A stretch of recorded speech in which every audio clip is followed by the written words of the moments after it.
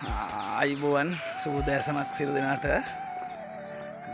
අද මම ඉන්නේ හම්බන්තොට යඳුර ප්‍රදේශයේ මේ තෙල් අර්බුදය සහ තෙල් සංචිත කළමනා කරන වැඩසටහන නිසා අපි අද කාර් එකේ නෙවෙයි, මගේ ඉංග්‍රීසි පන්ති කීපයක් තියෙනවා මේ යඳුර ප්‍රදේශයේ. තව මීටර 50ක් විතර යන්න තියෙනවා. ඒ නිසා මම අද දැන් මාතර බස් එකේ ඇවිල්ලා අපේ ක්ලාස් ටික කරලා නැවතත් බස් එකේ යන්න ඕන.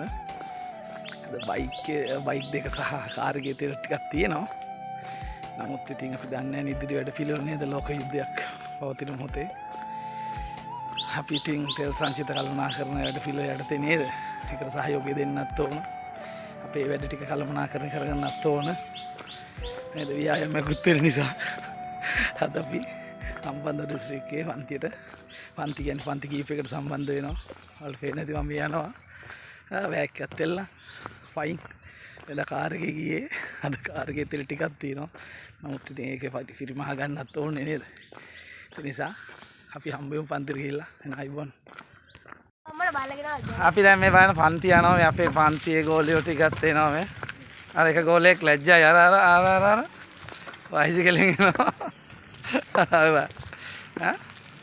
උදේ පාන්දර එක්සයිස් එකත් එක්ක දැන් ඔන්න අපි පන්තියේ කිට්ටුවටම ඇවිල්ලා තියෙනවා. අපි දැන් ගෝලියෝ එනවා මේ බලන්න. ඒ ගෝලයේ ක්‍රිකට් බැට් එකකුත් මම ගත්තා මේ බලන්න. අපි ක්‍රිකට්ුත් ගහනවා ඉන්ටර්වල් එකේ.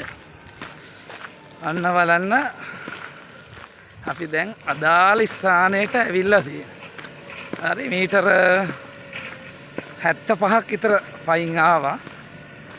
එක්සයිස් එකට කියලා මම හිතනවා ඉතින්. අපේ ගෝලියෝ පන්තිර එනවා. අදාළ ස්ථානයට ඇවිල්ලා ඉන්නේ.